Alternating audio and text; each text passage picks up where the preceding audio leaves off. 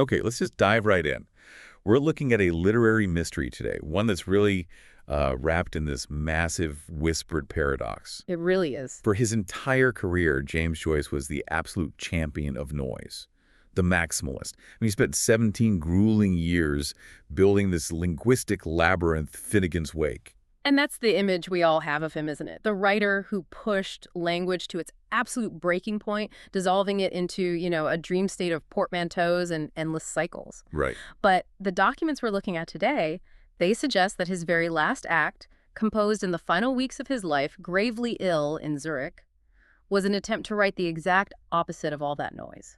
And these sources, they're known as the Hushwork. Even the name itself is a contradiction. The work needed to achieve silence. It absolutely is. These documents, 47 leaves in total, they're a mix of fragments, some preliminary notes he called Antechambers, and some later editorial guesses they've dubbed the Bardo visions. They only surfaced a few years ago, right? 2019. That's right. And we should always preface this by saying the provenance is still, technically disputed, but the internal coherence, the profound intellectual unity of the work, it links so directly to his late-life anxieties that you just have to treat it seriously. As his final desperate attempt to push past the roar of the wake. Exactly. So our mission for this deep dive is clear. We need to unpack these fragments.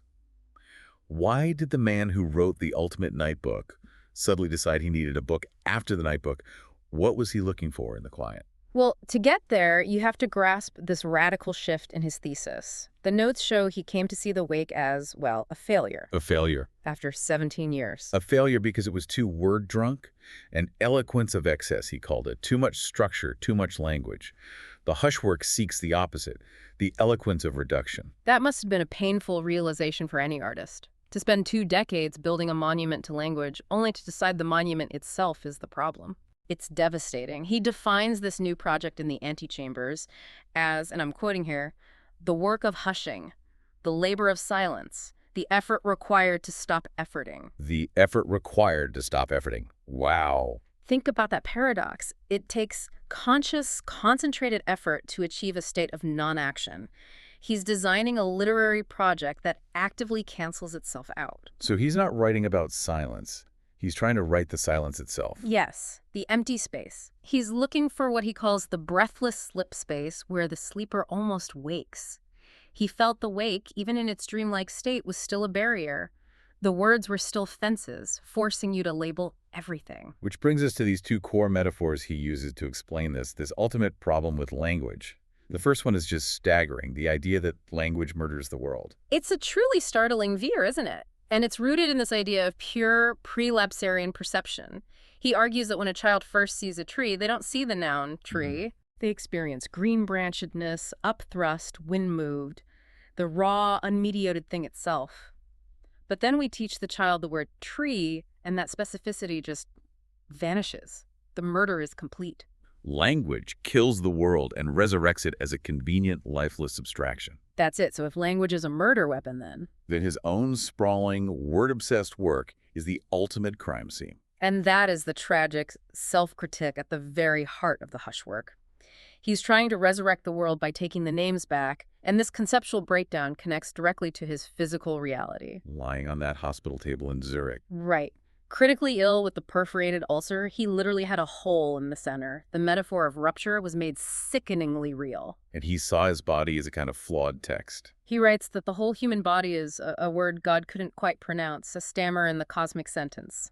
His life's work, then, was walking around trying to finish that sentence, to correct the stammer. So the Hushwork is the final attempt to unsay the stammer, to return the word, the self, to silence. Precisely. That cosmic stammer idea is just incredibly visceral. So moving from that rupture, let's talk structure. Joyce always had these massive frameworks, right? Vico for the Wake, Homer for Ulysses. What did he use for the Hushwork? Well, this is maybe the most radical departure. He abandons those classical historical frameworks completely. He turns to something purely mystical. The Tibetan Bardo. The Tibetan Bardo. The 49-day intermediate state between death and rebirth from the Tibetan Book of the Dead. He's not suddenly embracing the theology, though. Oh, no. He's using the mystical schema as a psychological technique, a framework for dissolution. The main units of the Hushwork are called breathings, and they track consciousness as it slows down, separates from the body, and moves through that Bardo state. And the editorial hypothesis is that he was aiming for 49 breathings to mirror the 49 days. But we only have, what, 6 fragments? Just the beginning of the journey, yes. Let's look at a few. The first breathing is called the undersong. It's the hum beneath everything, the pre-verbal noise, what he calls the wanting of the word before the word itself forms. And from there, you get the second breathing, the child's cartography. Where the language becomes fragmented, sort of spatial on the page, reflecting that pure perception we talked about, the world before it was murdered with names. And this progression in the fragments we have, it culminates with the fifth breathing, liturgy of letting go. And what's fascinating here is that Joyce, the lifelong lapsed Catholic, the great antagonist of the Church, uses the structure of the Catholic Mass, the Kyrie, the Gloria, the Sanctus, as scaffolding for the process of dying. Why the Mass? I mean, given his history with the Church, that seems like a profound move. It's not a return to faith. It's a brilliant repurposing of ritual. He uses the Mass to explore continuous incarnation. He analyzes transubstantiation. The bread and wine becoming body and blood. Right. He sees it not as a one-time miracle, but as a metaphor for the continuous process of existence. God or consciousness is always becoming man, woman, dog, tree, stone. His notes say that holiness means wholeness, the reconciliation of opposites, and that's exactly what death and rebirth are about. So he's using the ultimate ritual of transformation as the rhythm for his own ultimate transformation. Mm-hmm. And the structure of letting go, this is where the Bardo visions become intensely personal, right?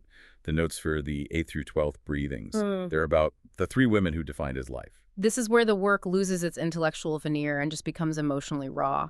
The mother appears first, and Joyce admits what the artist has to. He didn't just write about her, he used her. Made her into Anna Livia Pluribel, the river, a symbol. A symbol to avoid the painful reality of her death and his distance. And in the vision, she says to him, I wanted your body there, not your words. It's brutal. He acknowledges that artists make worlds to avoid the world. He's realizing all the beautiful, elaborate scaffolding of his prose was built to keep reality, especially grief, at arm's length. And then there's the section on his daughter, Lucia. That might be the most heartbreaking part of these fragments. His deepest guilt. Yes.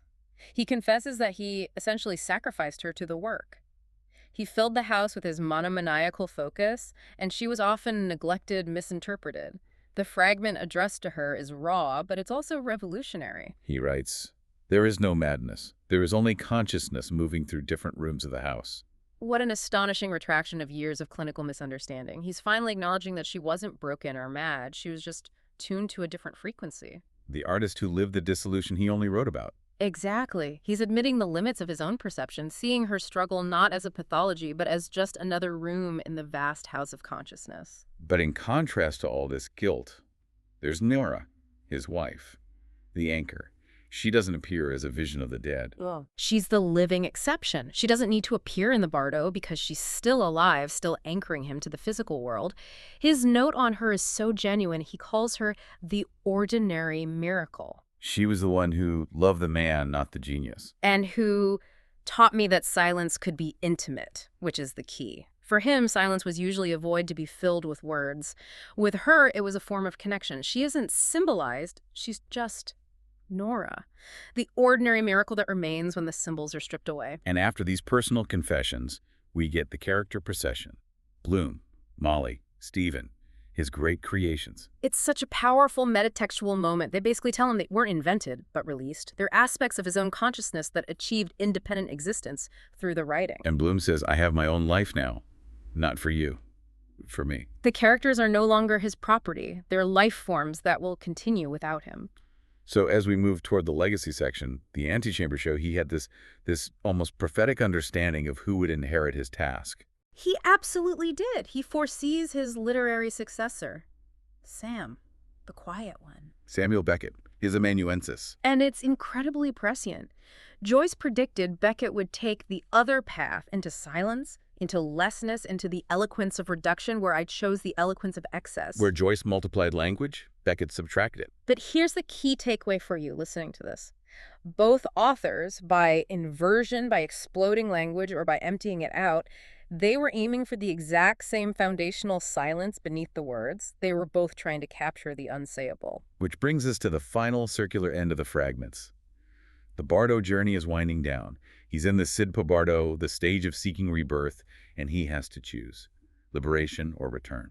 And in those final breathings, Joyce concludes he's just too attached. To Nora, to the world, to the beauty of the work itself, he can't achieve full liberation. So he embraces the cycle. He embraces the cycle. He writes, I will be born again. That is the deeper teaching, not liberation, but embrace. He chooses continuous incarnation over escape. And the manuscript ends, fittingly, mid-sentence. It returns, inevitably, to the very beginning of Finnegans Wake. That terminal fragment is everything. The line just trails off, picking up the Wake's opening phrase, brings us by a commodious vicus of recirculation back to River Run. Death is the cycle completed. Leading directly back to birth.